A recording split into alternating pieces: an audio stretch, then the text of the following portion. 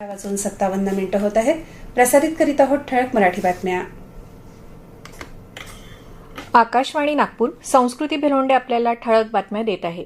Greta energy कंपनीच्या एकात्मिक हरित पोलाद प्रकल्पाचं भूमिपूजन आज मुख्यमंत्री देवेंद्र फडणवीस यांच्या हस्ते भद्रावती चंद्रपूर इथं होणार आहे. केंद्रीय कोळसा आणि खाण मंत्री किशन रेड्डी हे देखील या कार्यक्रमाला उपस्थित राहणार आहेत.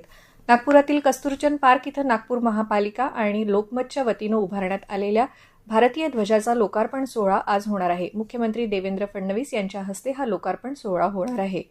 राष्ट्रसंत तुकडोजी महाराज नागपूर विद्यापीठाचा 2026-27चा 855,88,85,85,000 रुपयांचा अर्थसंकल्प सुधारणांसह मंजूर करण्यात आला. बैठकीच्या अध्यक्षस्थानी माननीय कुलगुरू डॉक्टर मनाली क्षीरसागर होत्या, तर कुलसचिव डॉक्टर राजू हिवसे, वित्त आणि लेखा अधिकारी हरीश पालीवाल यांची उपस्थिती होती. व्यवस्थापन परिषद प्राचार्य डॉक्टर निळकंठ लंजे यांनी अर्थसंकल्प सादर केला.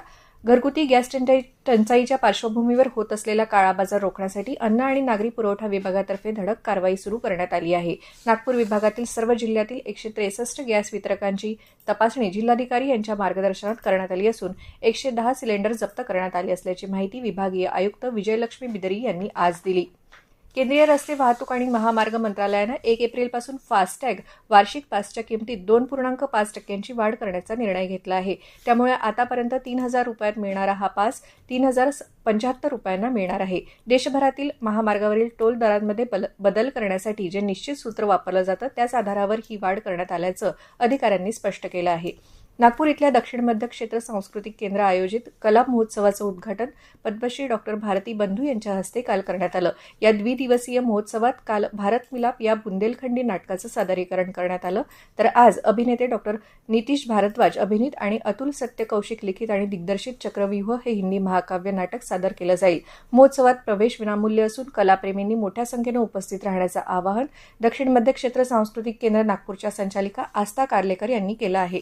तेलंगणातील GMC बालयोगी हॉकी ग्राउंडवर आज महिलांच्या FIH hockey world cup qualifiers 2026च्या अंतिम फेरीत भारत आणि इंग्लंड यांच्यात सामना होणार आहे. संध्याकाळी 7:30 वाजता हा सामना सुरू होईल. सलीमा टेटेच्या नेतृत्वाखाली भारतानं काल रात्री इटली संघाला 1-0 असं हरवून अंतिम फेरीत प्रवेश केला. भारताच्या मनीषा चौहाननं 40व्या मिनिटाला विजयी गोल केला. याबरोबरच हे बातमीपत्र संपलं. यापुढील बातमीपत्र संध्याकाळी 6 वाजता प्रसारित करण्यात येईल. नमस्कार.